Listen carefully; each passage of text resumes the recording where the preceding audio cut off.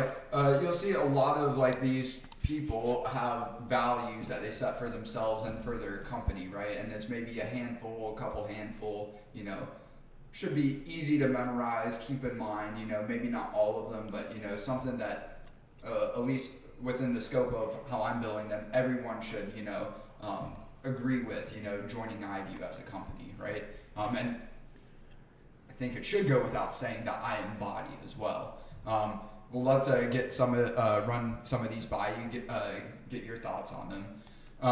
The first one, which I've talked quite a bit about on the podcast already, ended a couple episodes, is believing in yourself. And I wrote these all like that they should be read first person. So if you were joining iVue, it's I believe in myself. Well, do I believe in myself? Check. All right, this might be a good place for me to work. I am my own worst critic, so nobody else has to be. Sticks and stones may break my bones, but words will never hurt me. Yeah, and that's so old. Is that it? That's the there's nothing else after that, right? That's it. And that's what we used to hear as little kids. You know the new version of this? Oh, God, I can only... So there's a couple interns that have come work with us, and they thought they heard this, but they heard it as, sticks and stones may break my bones, but words will last forever. Oh, that's right. Words will hurt forever. And it's like, that's some pansy ass shit. That's so... Oh, my gosh. Like, good luck getting anywhere in life if that's your mentality that you adopt. And what's really scary about that concept is if it's been embedded by an evil force. So I'm not trying to be a conspiracy theorist, but you know, talk about controlling people through fear and emotion like that. Right. Don't believe in yourself, because that's selfish. Like you know, that's egotistical. That's narcissistic. Like it's like you're just purposely trying to keep people down. Yeah. And I actually made a post about this recently, actually on the 4th of July, you know, celebrating our Independence Day, and how it seems like so many people in this country have come to a position they would rather come up with processes and agencies and figure out ways to keep Americans from producing the products, the entertainment, and the people that make this country great, as opposed to like, how can we like support those people? How can we actually become those people? And in doing so, it's like, hey, we don't want anyone becoming this like billionaire, but it's like, that's your ticket. Like all of these ways of producing content, producing products, right? Producing, you know, kids, right? That you can raise to become a valuable member of society, right? Like I feel a lot of people that would consider them progressive or liberal are the ones that are putting a kibosh on, you know, allowing Americans to, you know, climb that socioeconomic ladder, right? Does that make sense? Maybe not packaged in the best way of stating it, but if you want to see a better way of me stating it, go read my, you know, Facebook, LinkedIn posts or whatever. Not you necessarily in particular, but that goes back to, you know, following the sticks and stones may break my bones. I speak my mind, right? Yeah, I'm going to make some up. Is that part of my values? Right. I speak my mind is okay.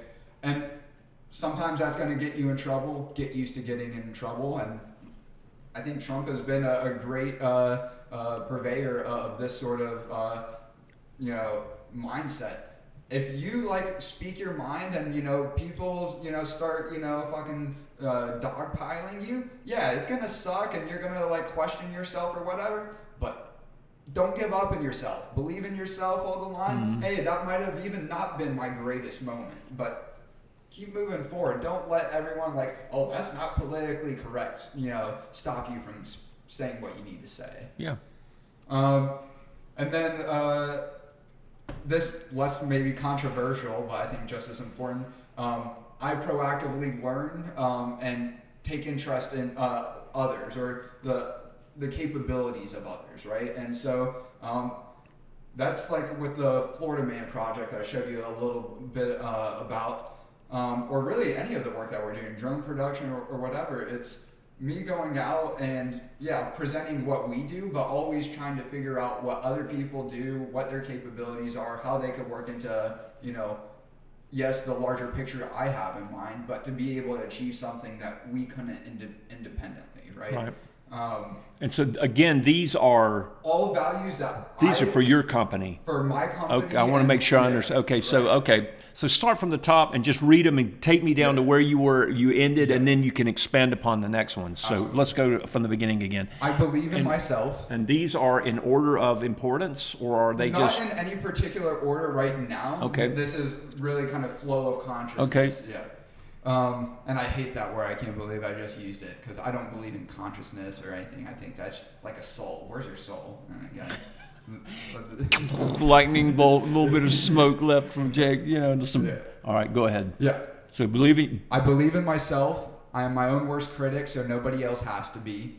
Sticks and stones may break my bones, but words will never hurt me. I speak my mind. I proactively learn about the interests and capabilities of others. Okay. And then next one, I work collaboratively where possible, independently where needed. So it's like, hey, sometimes you're going to be alone doing some really shitty work, but it's not going to do itself. Tough work, but someone has to do it. Yeah. Again, actually, the Florida man, everyone there was volunteer, much like most of iVue and our drone production. It's like, no one's holding you at gunpoint. If you don't want to be here, leave, don't fucking show up again, right?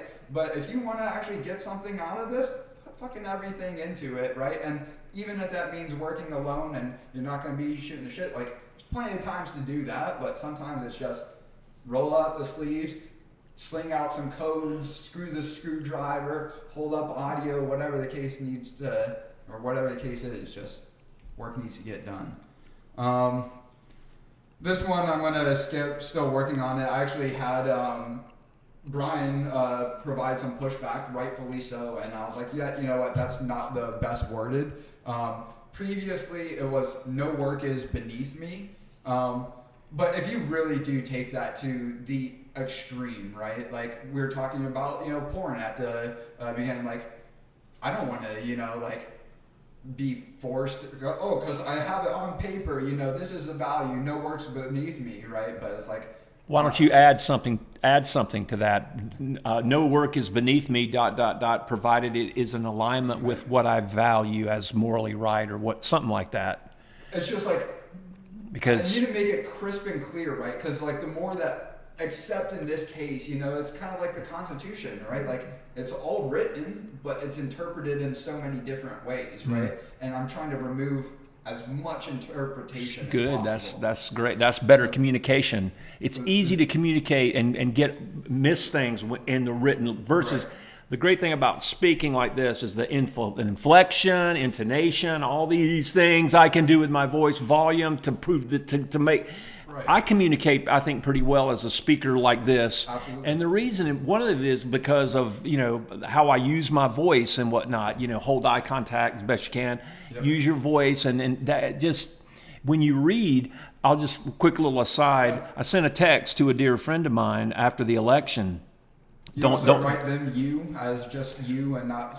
Sometimes I might, but don't say any name if you think you know who this, because I don't want to share this. But I sent this person a text after the election because this person voted the other way, and I was really being genuine. Yep. And the way this person, the voice in the person's head, and the way they have I already told you this. No. Well, the way they read what I wrote, they found it incredibly condescending. And sarcastic and very patronizing, condescending, these words, and it wasn't my intent at all. So, and I was careful with how because I know of the sensitivities. Right. But this person, the voice in the head, that's what you have to watch out for when you read something. Is what is your eyes see it, but it's got to go through the filter into your brain. So you got to watch the filter. If the filter's dirty, then the stuff going through is going to get dirty, right? Yeah, or it'll pass on some of the dirt, whatever. That reminds me of the Bill Burr joke about having a bad stenographer in court, where it's like the girl's flirting with you, and she's like, "Oh, stop it! Oh, you're so bad! Stop!" And then like you get a stenographer who's like, "She said, stop, please! You're so bad! Stop!" And like. That different tone in it, like, is the world of difference. Yeah. And that's another thing too, like with news reporters and how they're communicating, especially all these talk show people that are doing these talk shows.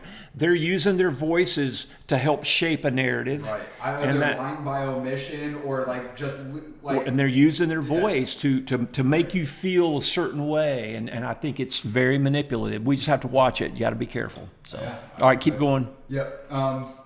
If I fall on my face, I'm still moving forward. And maybe I should just leave it at that, but I act out of the desire to move forward, not out of the desire to avoid falling on my face. And again, I think that's what stops most people from doing anything that they're interested in is like, oh my God, this kind of really like, and I have a nice pretty face, like I don't want to scratch up my nose, and like, of course that's literally speaking, right? You apply that mentally as well. Like, you apply. Oh my God, I'm going to make myself look like an idiot. Absolutely, yeah. You like, totally make yourself look like an ass, and some people that's devastating to. Most people are scared and won't do it. If it means that they could fall on their face in front of everybody and whatnot, they won't do it. And hey, see you later. I'll keep falling on my face, and I'll be way down there while you're back there, right? I mean, again, not that any of this is, right. This is just how I feel and what I want to instill across the people. What are you calling this? Just iVue values. I like that. iVue values. Yep. All right, keep going. How many do you have total? 9 that I'm actually like 10, but one I'm still working out that I was talking about, like trying to figure out the right wording for. We work together for iVue, not any one person, and maybe I can come up with a better way of describing this, but I hate the whole, I work for Jacob. No, I work for iVue in the same way that... You work for iVue. I work for iVue. As the owner or whatever, as the CEO? Yeah, I work for our interns, our employees, our customers, our investors, right? Like there's this whole notion... I'm going to be a business owner. I'm going to make my own schedule. I get to work wherever I want. I'm free to do whatever. And it's like, no, you work for everyone else around you. And that more so applies for me, But as far as like everyone involved, like we're still all working for iVue, right?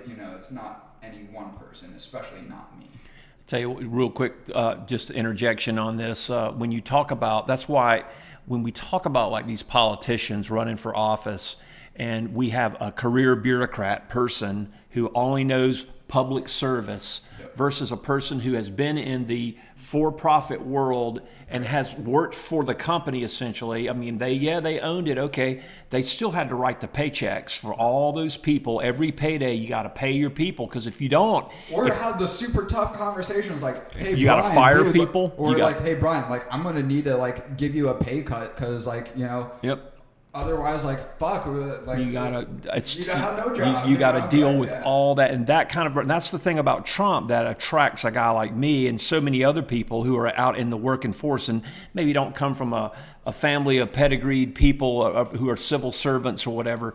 I just have respect for people that can do that, and it's literally going from one extreme to the other. And anybody that can do both is really a gifted person, and that's a direct, I guess, little pitch out to Trump. Not perfect by any means. He does things, especially from the bureaucratic world and the public service world, the way things are usually done. Here's the standard protocol. And he comes in and totally turns it upside down and pisses everybody off in the process, but he still succeeds. Yeah. It's amazing. It really is. And so I do want to get back to like how you look at success, and especially, around Donald Trump, right? Because, obviously becoming the president of the United States, I think most people could agree that that's some level of success, right? It may not be like your pinnacle definition of success, but well, I mean, that's a pretty damn yeah.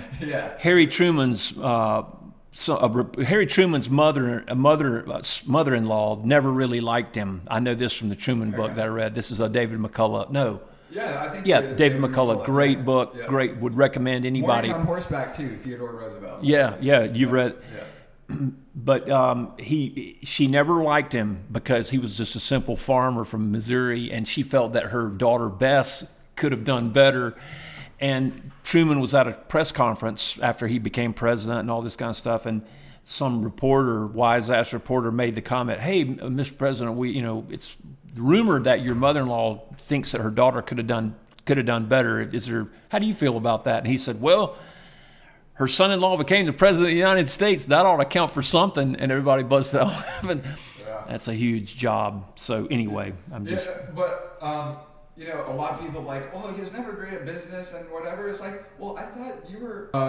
So Trump was a success. Like, I feel like you get a lot of these people like, well, success isn't about money, and then you actually look at Trump's financial background, and I was doing a deep dive maybe 3-4 weeks ago, deep dive, and looking at some more old Trump interviews I had not seen before, and one of them was talking about the debt that he was in at one point, and this was coming out of his mouth, not like edited out of context, that at one point he was $3 billion in personal debt. Wow. And it's like, one, how do you get to $3 billion of personal debt? And it was because, either, hey, I can go bankrupt, or you can keep lending me more money so I can try to get myself out of this debt.